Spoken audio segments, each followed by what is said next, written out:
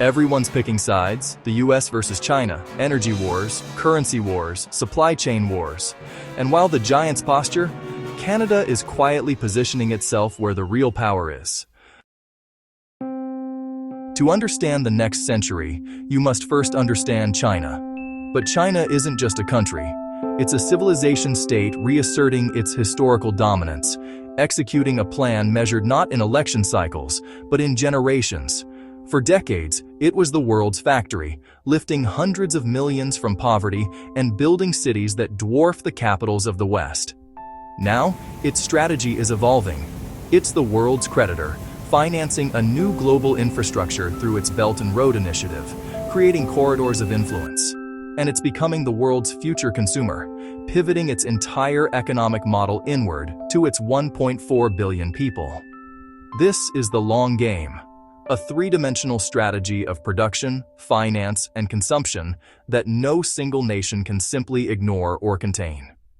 In this new reality, many Western capitals have defaulted to a strategy of confrontation. But you don't beat China with shouting. Public condemnations and tariff wars are the tools of short-term politics, not long-term statecraft.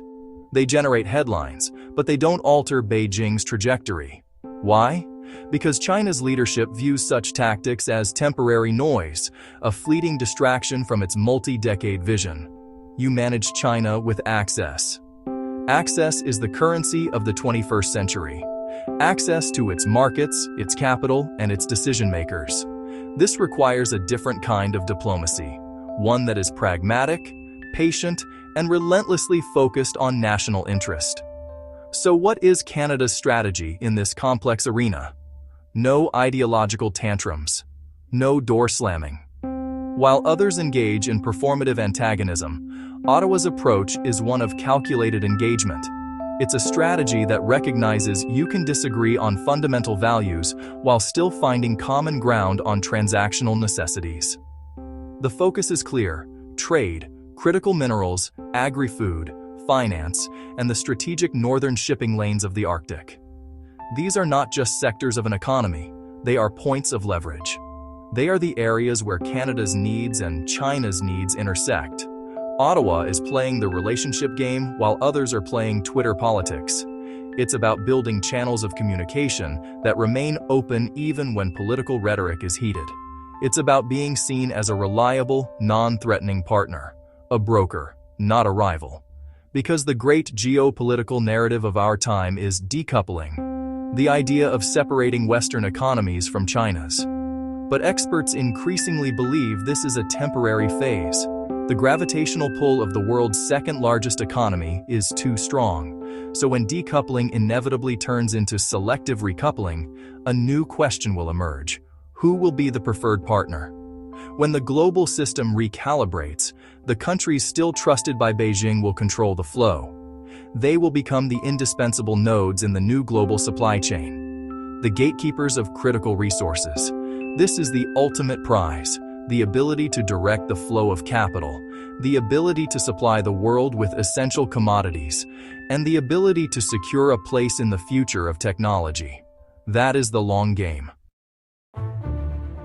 Now look at Qatar. A generation ago, it was a small desert peninsula known for pearl diving. Today, it's a global metropolis, a testament to strategic foresight and geological luck. It has become one of the richest states on Earth, with a per capita income that rivals the world's most developed economies. This wealth isn't just from oil. It's built on something far more strategic for the 21st century: natural gas.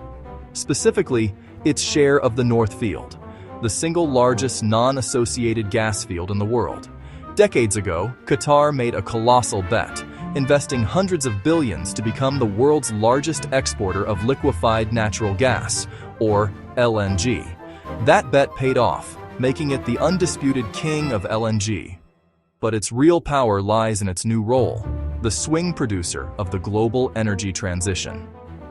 As the world pivots away from coal and oil, but before renewables can carry the full load, natural gas is the critical bridge fuel, and Qatar controls the largest, most flexible tap, Europe, desperate to break its dependency on Russian pipelines, needs gas for energy security. Asia, powering its industrial growth and seeking cleaner air, needs gas to displace coal. Everyone needs gas. And unlike piped gas, which creates fixed dependencies, LNG is fungible. It can be sent anywhere in the world with a receiving terminal. This gives Doha immense leverage. It decides who gets supply, negotiating contracts that span decades. It determines the price, influencing global markets with every decision to expand production. And it sets the terms, shaping the geopolitical landscape for years to come.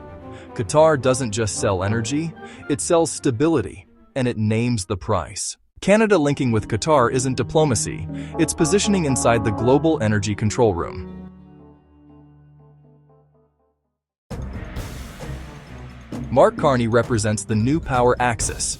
He speaks to Wall Street, to Beijing, to Gulf sovereign funds, to European central banks. That's not politics, that's system control. The old world order is gone. We live in an age of fractures, where great powers pull the global system apart. In this multipolar world, the winner isn't always the strongest. It's the most trusted. The one who can talk to Washington, Beijing, Doha, and Brussels without being cut off. This is the operating model of the broker state. A new form of power built not on coercion, but on credibility. It's a strategy rooted in decades of quiet, consistent, rules-based diplomacy. Trust is the foundational asset, earned by not being perceived as a primary threat to anyone's core interests. But trust alone is passive. The broker activates it with access. Geographic access, with coasts on 3 oceans, bordering the world's largest economy, and more importantly, diplomatic access, the ability to convene rooms that others cannot, to be the indispensable channel when direct lines are down. This creates strategic optionality, the freedom to pivot, to partner, and to build coalitions on an issue-by-issue basis, avoiding rigid, permanent entanglements. While others focus on domination, Canada is quietly building the essential connections for the 21st century economy. It isn't trying to build an empire, it's building the corridors. Corridors for energy, for critical minerals, for food, and for data. As one strategist noted, in a world of broken supply chains, the one who can guarantee the flow becomes the system's most vital player. This is the ultimate source of leverage. Because in the complex geopolitics of the coming decades, the power to connect is the power to influence. The connector doesn't just facilitate the deal. The connector sets the terms.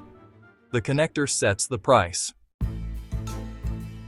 While empires clash, Canada builds corridors, trade corridors, energy corridors, financial corridors, not loud, not reckless, strategic.